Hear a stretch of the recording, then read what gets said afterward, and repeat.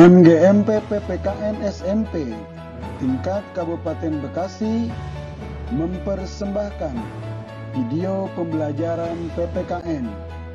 Semoga video ini bermanfaat untuk kita semuanya. Selamat menyaksikan.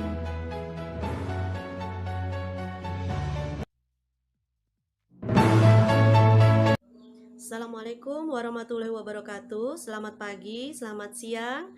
Alhamdulillah bertemu kembali dalam pembelajaran daring PKN. Pertemuan pertama bab 1 dengan materi perumusan dasar negara. Semoga Anda semua masih dalam kondisi sehat dan tetap bersemangat meskipun belajar dari rumah. Sebelum kita belajar, mari kita berdoa terlebih dahulu. Berdoa selesai.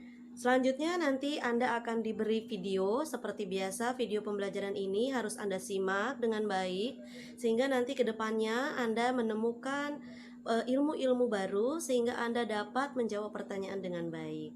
Silakan disimak videonya.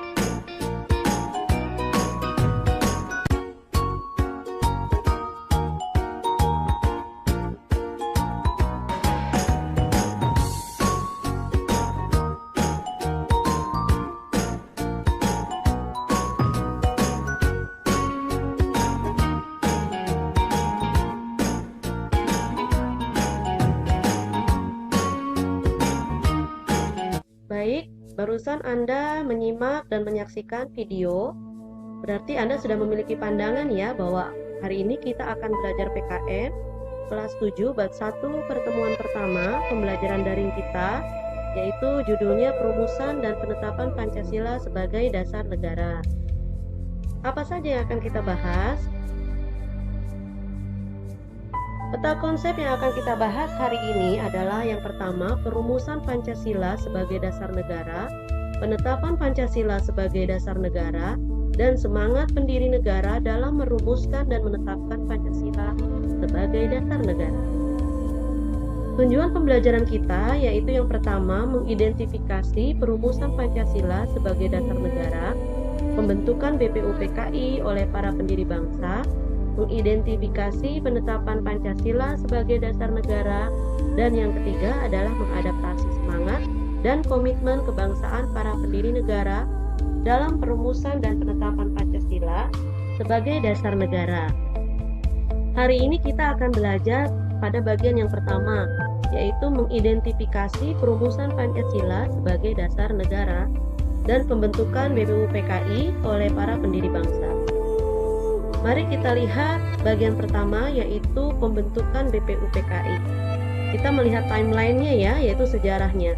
Anda dapat lihat bahwa yang pertama adalah penjajahan Belanda. Kita dijajah Belanda kurang lebih 350 tahun. Pada tanggal 8 Maret 1942, Belanda atau Sekutu menyerah kepada Jepang. Pada tanggal 1 Maret 1945, Sekutu datang kembali. Karena itu Jepang membentuk Dokuritsu Jubyu Yosakai, yaitu Badan Penyelidik Usaha Persiapan Kemerdekaan Indonesia atau BPUPKI. Pada tanggal 29 1945, realisasi pembentukan BPUPKI ini dengan anggota 62 orang, yaitu orang Indonesia dan 7 orang Jepang, diketuai oleh Dr.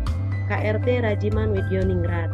Mengapa? Karena pada saat itu Sekutu atau Belanda sudah siap untuk menguasai kembali Indonesia. Pada tanggal 29 Mei sampai 1 Juni 1945, para petinggi atau anggota BPUPKI ini pun mengadakan pembahasan dasar negara. Disambung pada tanggal 10 sampai 17 Juli 1945, yaitu pembahasan rancangan undang-undang. Perumusan dasar negara. Pada dasar negara merupakan fondasi berdirinya sebuah negara. Karena itu, dasar negara sebagai fondasi harus disusun sekuat mungkin sebelum suatu negara berdiri. Seperti sebuah bangunan ya, kalau bangunannya tidak kuat fondasinya, maka akan runtuh. Pandangan para pendiri negara tentang rumusan dasar negara disampaikan berdasarkan sejarah perjuangan bangsa dan dengan melihat pengalaman bangsa lain.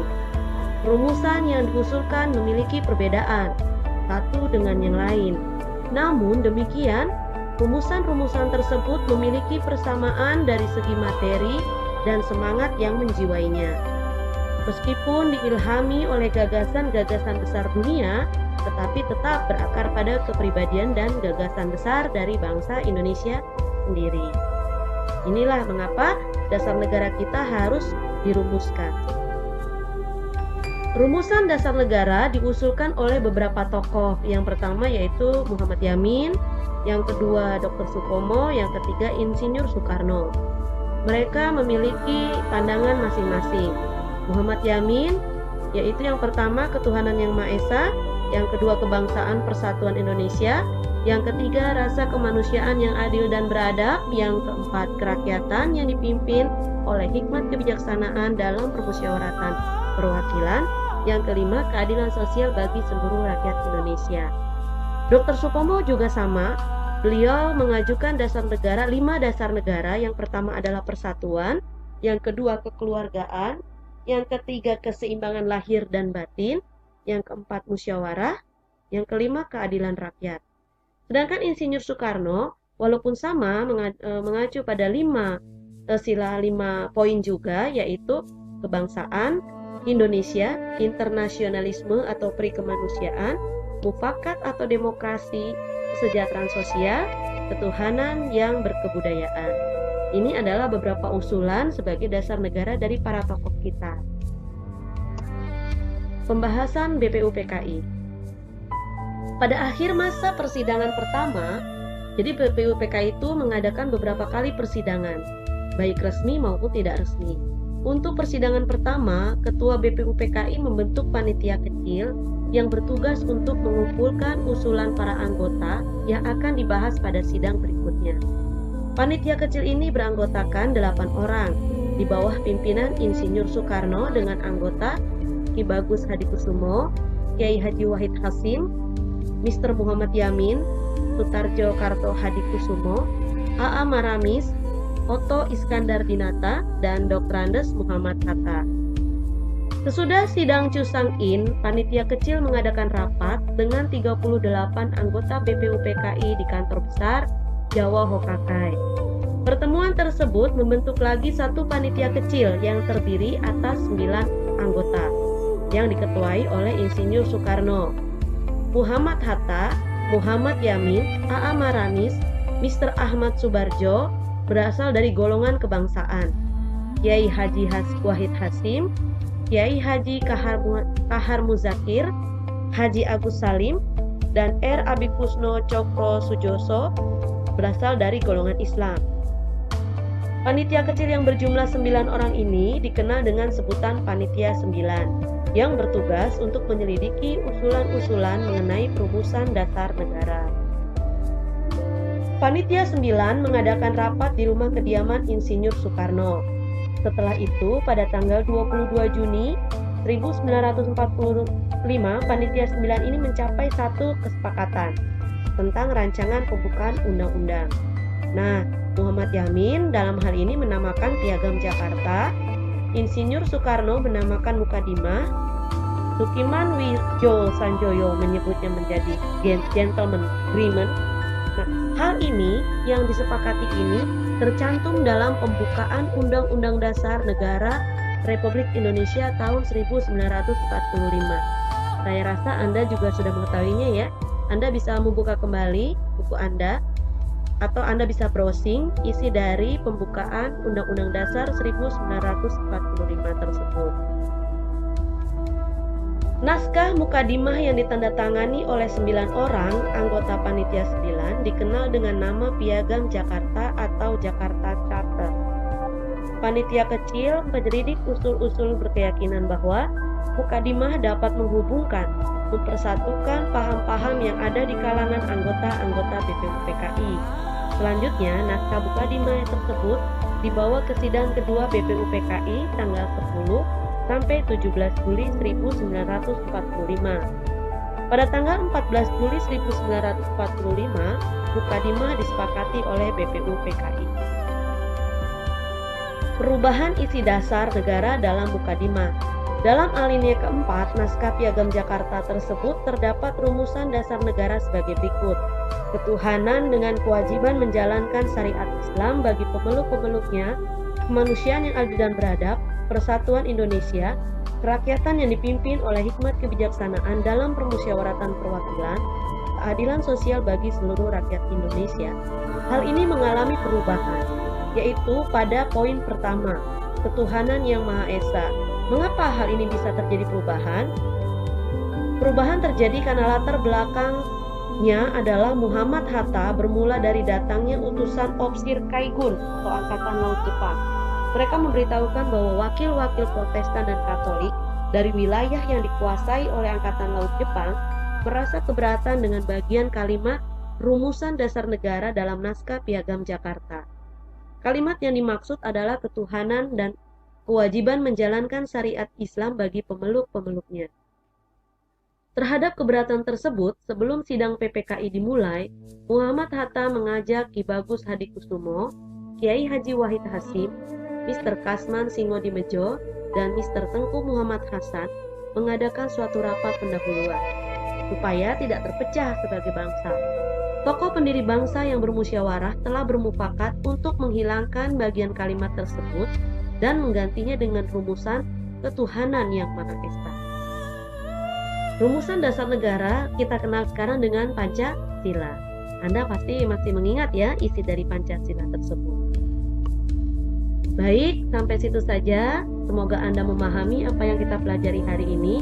Sebagai tugas, silakan Anda bisa menjawab pertanyaan-pertanyaan berikut ini dengan membuka lagi, dengan membaca lagi, dengan menyimak lagi video yang telah disampaikan di awal. Terima kasih atas kesediaan Anda belajar hari ini. Semoga Anda tetap sehat, tetap semangat. Assalamualaikum warahmatullahi wabarakatuh. Alhamdulillah selesai sudah pembelajaran hari ini. Semoga Anda semua dapat menyimak video yang tadi disampaikan sehingga dapat mengambil ilmu yang disampaikan. Untuk selanjutnya silakan kerjakan tugas yang tadi diberikan. Boleh kalian menghubungi ibu gurunya masing-masing. Sebelum berpisah, mari kita berdoa terlebih dahulu. Berdoa mulai. Berdoa selesai. Sampai jumpa di pembelajaran kedua daring kita bab 1. Semoga tetap semangat, tetap sehat. Assalamualaikum warahmatullahi wabarakatuh.